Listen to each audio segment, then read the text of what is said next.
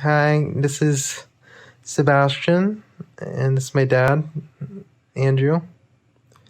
And we're going to talk about my cancer experience, how I figured it out, and up to now, pretty much. So, what do you think? How would you describe your cancer experience, Sebastian?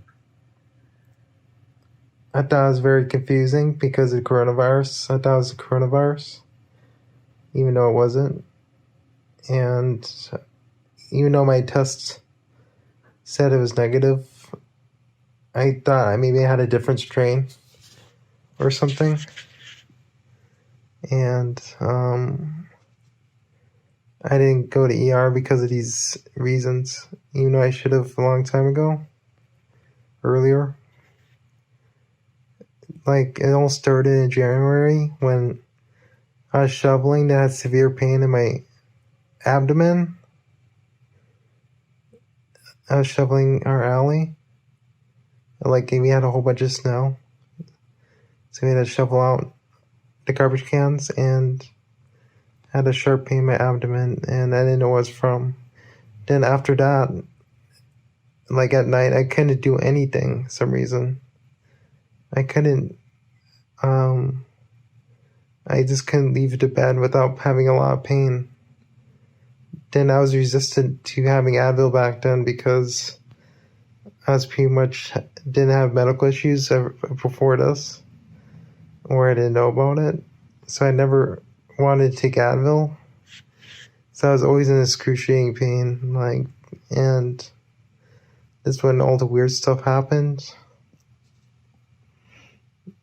Yeah, that's just January. I was just in severe pain. I lost my appetite and things like that. And I think in February and March, I lost my appetite totally. Like, my taste changed for some reason, even though it was not the coronavirus because I got tested and I was negative. And I think you went to urgent med too. and we went to urgent care because of my rib pain and my abdomen pain, and they just said I sprained it because of my workout. And even did an x-ray and they didn't catch anything. It was really surprising.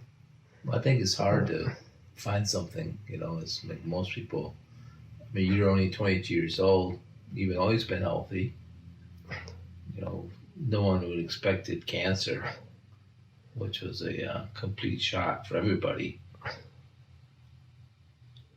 I still blame the urgent care in some way because I think my abdomen was swelled up still, my liver and things. So if it did get a picture of my liver, it wouldn't be a normal size, I don't think. Yeah, but I don't think it's so because I thought it was weight gain. I thought I was just gaining weight. It's just my belly's my liver's like getting bigger and bigger, and they've covered my whole stomach. It actually can expand a lot. Yeah, but I don't think even if they found it, even they found something at urgent care, they can't really do anything about it. They could have said you can go ER. Like, we recommend you should go get a second look. Yeah, but I don't know. I hold them a little bit accountable. I don't know. I mean, you can't have people accountable for cancer, Sebastian. No, I mean, like, misdiagnosing. No. I don't really like urgent care. If you ever feel excruciating pain, I wouldn't go urgent care. I'd go to the ER instead because that's the wrong place for urgent care. Urgent care is like for like the obvious things that you know what happened to you, like, I cut myself or this and that. That's really like concrete. There's no mystery about it. But if you have a mystery about it, I would just go to ER. But no one knows, Sebastian. We didn't know. We didn't know that you had cancer. It's just hard. Even like, how would you detect something like that? Even if they were looking for cancer, how would you even find out? We didn't know. There's no awareness on cancer that much to the public, I think. That's why.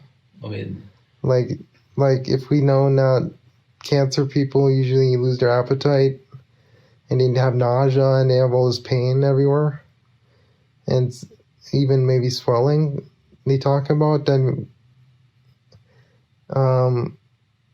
people would think, oh, maybe I have cancer then. Like if people talked about it, but no one talks about it. why do you think That's the that problem. is? Why do you think that is? Just like Josh on YouTube, I was watching Josh's videos. They're really good. I really admire him. Who's Josh? Josh has a Yeah. YouTube channel. I'm not sure what his last name is. He was talking about how chemotherapy was misrepresented in the media, Oh. and he has seen his recent video today and made a comment. But anyways, yeah, he's just shown how he felt and everything and what it really was like, and explained how he really felt during the time rather than it being like the movie Breaking Bad, like he said. Like it's nothing like that. It's not like a movie chemotherapy where you're always in like pain the whole time. When you're in chemotherapy, you don't feel anything when you're taking it, but you feel the after effects of it. It's not like you're paying like rat poisoning yourself and like you feel like you're melting or anything like that. It's not like that. Well, so what do you know? Did you tell me that you learned something about chemo, where it came from? Oh, yeah, he was talking about that too. Like we watched the same videos all of a sudden. Oh, really? Yeah, like all correlated together today. Like derived from mustard gas. Yeah, and it targets the fast generative cells that are not like normal cells, so it doesn't hurt your whole body as much, but it still does a little bit. It still has problems.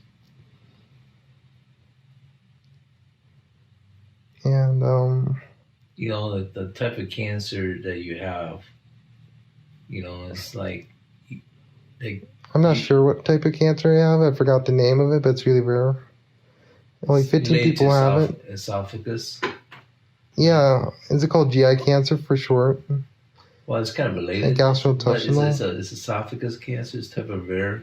Yeah, but esophagus cancer, stage 4. And why is it stage 4? Means it went throughout my body. Right. Yeah. Went to other organs. That's what that means. Stage 4. And you've been on chemo. So how long have you been doing chemo? Since what? 3 times, right? 3 cycles. You do chemo every 2 weeks. Yeah. It's kind of amazing the technology for that portable chemo that you go home with instead of staying at the hospital, right? I learned on YouTube from Josh that not every chemo is like that. You just go. Sometimes you just have to try the hospital to get it, and some people get pills rather than the pump for the chemicals. On your situation, you have partial chemo at the hospital. Yeah. Then you have a take-home chemo of the portable machine, right? Yeah. It's a slow drip. Was it 5F? Was it a 5FU fluorocell? They call it 5FU or something like that. Yeah, sounds weird, like offensive. Yeah, but it's a kind of a chemo that's been out there for a long time. Yeah.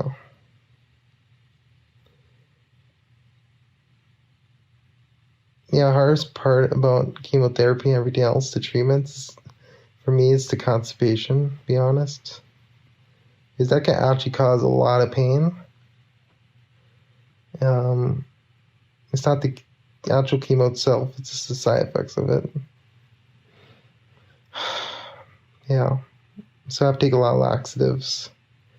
Thank God for laxatives, yeah, right? If you ever, if people ever have this, where you're on chemo right now, take your laxatives. Very important.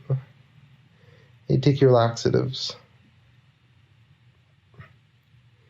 Yeah. What about your appetite? You seem to have a strong appetite. You can eat well, right? Yeah. Well, not eat well. I mean, eat as much as we did before. You eat a lot of little meals. Yeah, I graze sometimes with Ensure and Gatorade. I try to drink some plain water because I just drink Gatorade now mostly because the hospital said I should only drink Gatorade because I had edema, like really bad edema on my legs. Um, Severe edema on my legs, feet, everywhere, up to my abdomen, and it was really bad. So I had to drink stuff that's not just pure water, or else it would just it wouldn't go to my blood vessels the right way or bladder the right way and things like that. So I had to do all that stuff with the water pill to get the water out of my body, like 40 pounds of water.